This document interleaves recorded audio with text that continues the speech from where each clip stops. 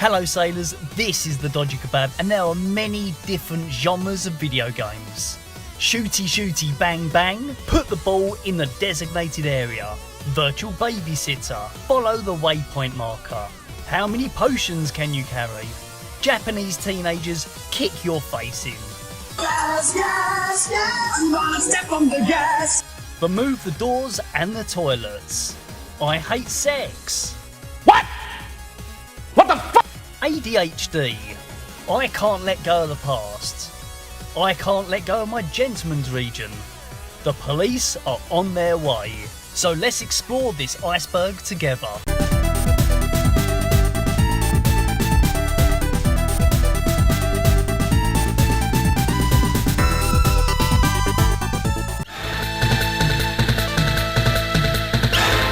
At the top of the iceberg is the super popular mainstream games, and American high school simulators are big business. First-person shooter games got popular once Doom hit in 1993, and since then, Quake, Halo, Call of Duty, Overwatch, these sorts of games have remained super popular. Why? Running around shooting dudes in the face embodies the whole spirit of video games. You've got the fantasy element, because if you tried doing this in real life, the police would give you a stern talking to. There is an element of skill coupled with the treadmill of self-improvement that is gained by continuous play. Well, unless it's an EA game, then all you need is...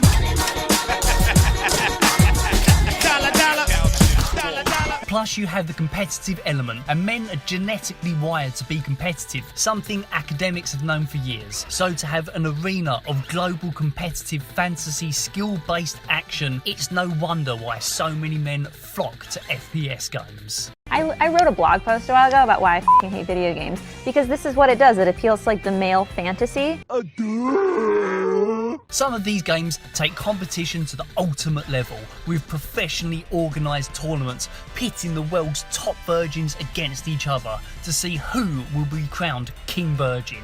But these games are also popular with online streamers like Red Freddie Mercury, Blue Party Starter and Alphabet Man.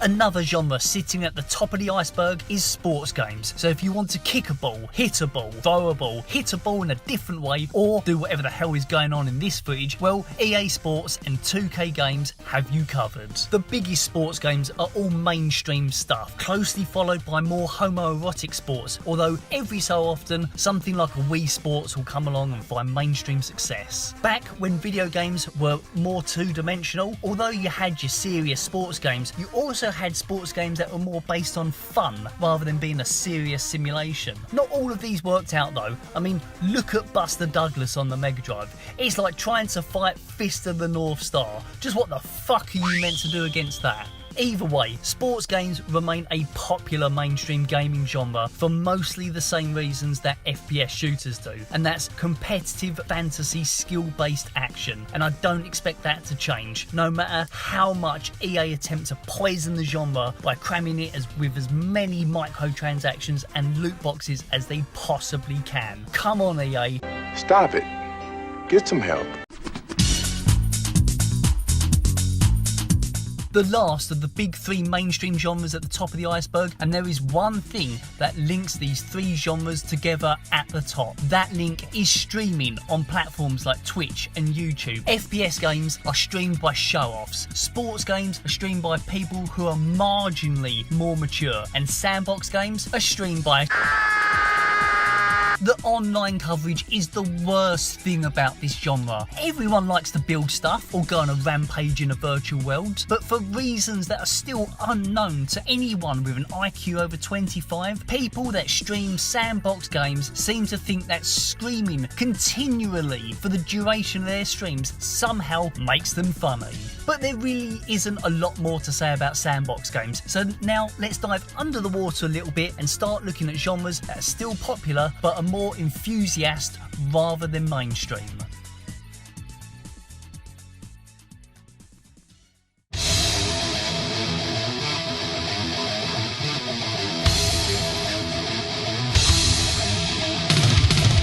So what's an adventure game? Think Uncharted. God of War, Horizon Zero Dawn, Spider-Man, Ratchet & Clank, Ghost of Tsushima, a game where you take on the role of a person and embark on an action-based adventure. Something else to know here, and that is this genre is almost entirely owned by Sony. I don't mean they actually own the rights to it and it all just lives in Jim Ryan's pocket, but it might as well, because every example I just gave is a Sony first-party PlayStation game. No one else even comes close. Well, apart from Sega's Yakuza series. I wrote a blog post a while ago about why I hate video games, because this is what it does. It appeals to like the male fantasy.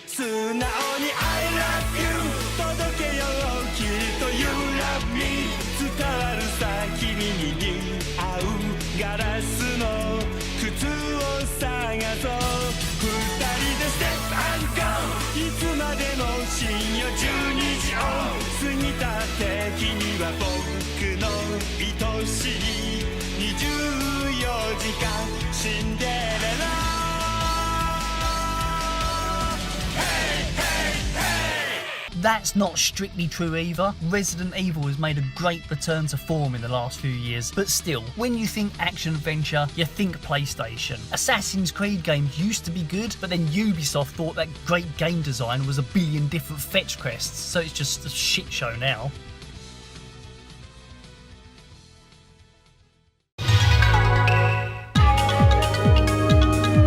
So, how do you tell the difference between a roleplay game and an action-adventure game? Considering these days there's a lot of crossover between the genres in terms of gameplay elements, it's like trying to describe the difference between cartoons and anime. You just know it when you see it.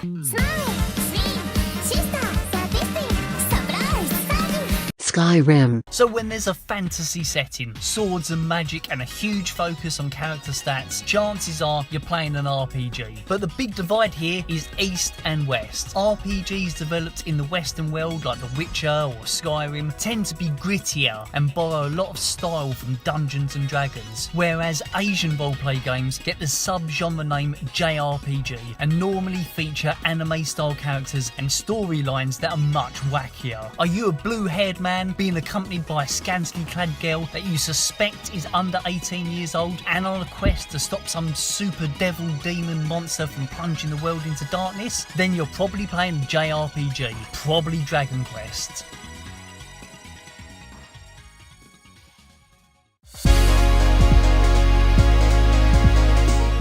A bit lower down now, and we start to get genres that have a little bit less mainstream appeal but have dedicated fan base. One-on-one fighting games are exactly that. Not the super popular genre they once were, but attract a large enough group of people that championships like EVO have been set up to allow the best players in the world to compete against each other. Street Fighter is still king, although debate is split over which version is best. You have people like me who are correct in saying that Street Fighter 5 is not only the most up-to-date game in the series, but it's also the best one, has the tightest controls and is balanced almost perfectly. But you also have these people that just can't let go of the past and claim that Street Fighter 3 Third Strike is actually the best in the series. These people are wrong and just enjoy special moves being called super art. Smash Brothers also has a very large following. Not sure why, because it's not even that good.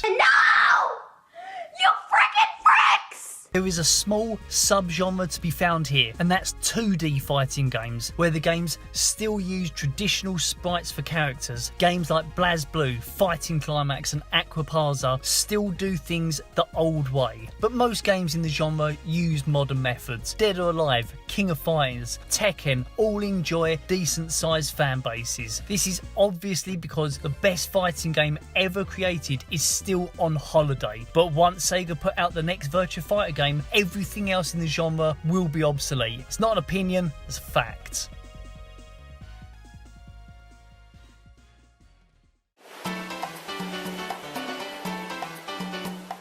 Kart racer, serious racer, arcade racer, speed racer. Driving games take many forms, so let's have a look. Looks like we got ourselves an old-fashioned Sega Rally Championship.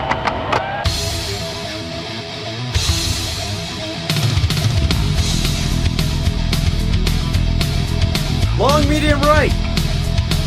Over jump.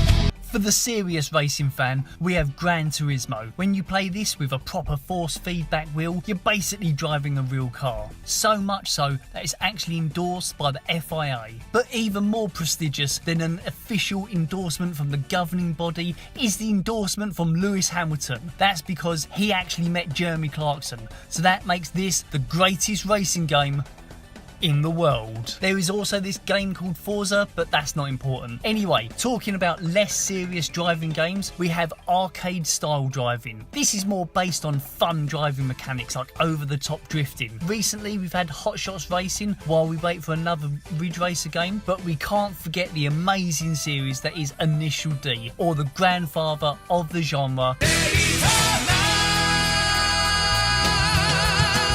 Let's not forget kart racers. Mario Kart stands as king in a land filled by awful mascot go-kart racing games, so not much of an achievement really.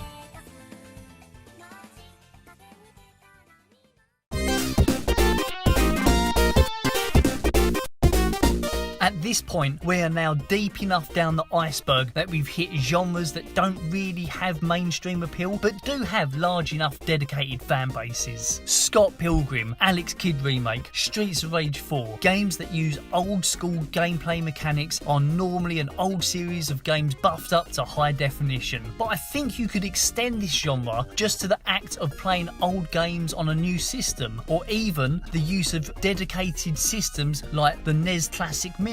Why people buy these dedicated systems remains a complete mystery. Even the worst PCs that people throw away can play NES, SNES and Mega Drive games just as competently as any of these classic mini systems can. My fucking iPhone case can play NES games. The fucking case. In fact, whatever device you're watching this video right now on, that can play NES games. Even smart TVs can have RetroArch installed on them these days. Classic mini consoles are only for people with zero technical knowledge. So if you have one of these things, congratulations, you're an idiot.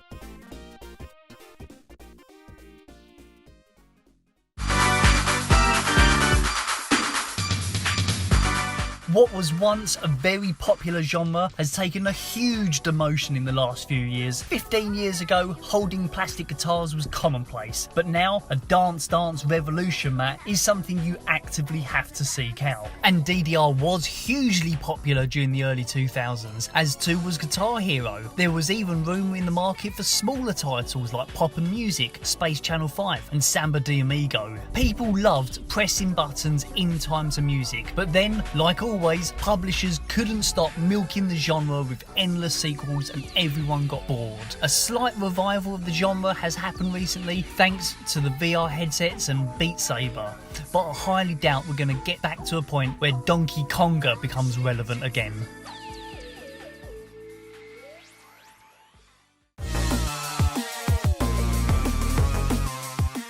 Another genre that used to enjoy mild mainstream success but has fallen out of favour is the simulation game. SimCity was a great series that EA managed to mess up by adding stupid DRM policies and overcomplicating the gameplay. The Sims was something lots of people enjoyed. Then EA had the fantastic idea of releasing the latest version but with most of the items missing, but then selling them back to players as overpriced DLC. Densha to Go is never going to be popular outside of Japan, so you can forget that. Flight Simulator gets a lot of press coverage, but let's be honest, no one actually enjoys flight sim games, they're just pretty to look at. So only one simulation game keeps this genre from completely collapsing, and that's Sega's Football Manager series. If you have no interest in football, there is almost no possibility that you're going to get any fun out of this. Fortunately for Sega, plenty of people like football and also fancy themselves as a footballing mastermind, so the House of Sonic makes a killing on these games.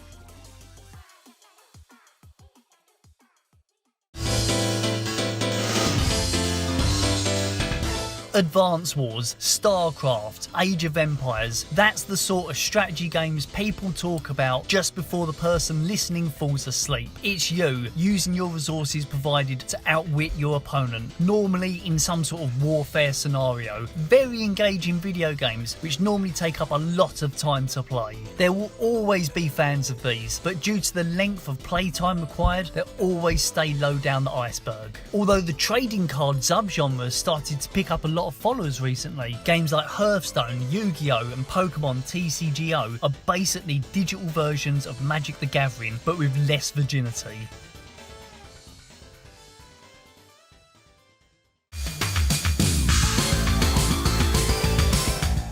30 years ago, this genre would have been far higher up the list, but now lives down here, deep under the water. Games like R-Type, Galaga, Pop and Twinbee, Ikaruga still have fan bases with itchy trigger fingers who love nothing more than to blast enemies with spaceships, but the days of this being a mainstream genre are well gone. A shame really, because these titles are pure gaming fun, and titles like Space Invaders did so much to bring gaming to a mainstream audience in the first place. I suppose really FPS shooters are the natural evolution of this genre, so in a way the raw gameplay element of shoot the thing still lives on, but has just taken on a different form now.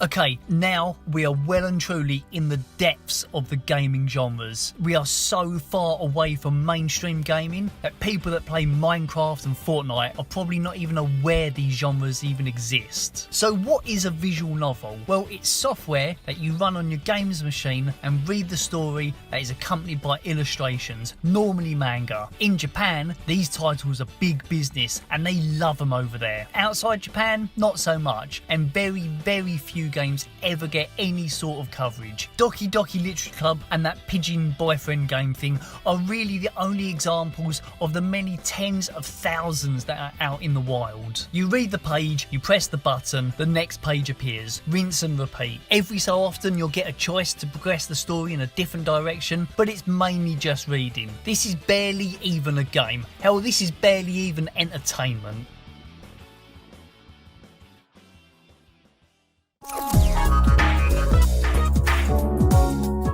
If you told someone you had played a visual novel game where it was a bunch of pigeons in a school, they would think you just played a weird game. If you told someone you were playing a dating simulator where you had to talk to anime girls to get them to like you, they would probably actively avoid you in the future. But like visual novels, dating games are pretty big into Japan. Games like Love Plus, Tokamiki Memorial, and Tenshitachi no Go Go are absolute otaku fodder. Just in case you're not sure what a dating game is, well, it's very much like a visual novel, but normally you have a lot more choices to make, and the stories are based entirely around trying to get a girlfriend. So for the people that play these games, they are definitely fantasy.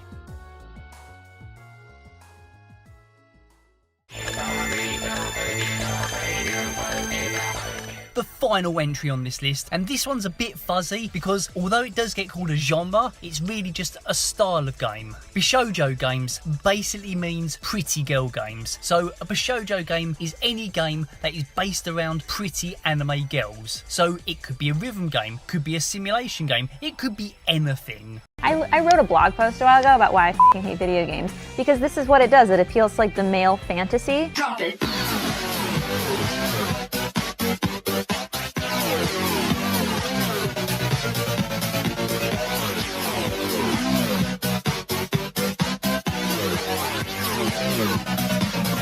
Yeah. It could be just an innocent dancing game like Hatsune Miku, or it could be shooting girls with your love gun like in Galgun. Either way, these games are closely associated with dating games, as many Japanese dating sims all feature pretty anime girls. Now, there is a sub-genre here too, and that's erogy games, which means erotic games. Basically, take a Bishoujo game and remove the girl's clothing. You have to go to a very specific area of the internet to find these, and showing footage of these games is not something YouTube likes people doing. Anyway, with that, we've hit the very bottom of the iceberg. That's it for now. Abba. Thanks for watching, guys. A like, subscribe and comment are very much appreciated. Plus, if you like what you saw, here are some links on the screen now to some of my other videos that I've made that you might like.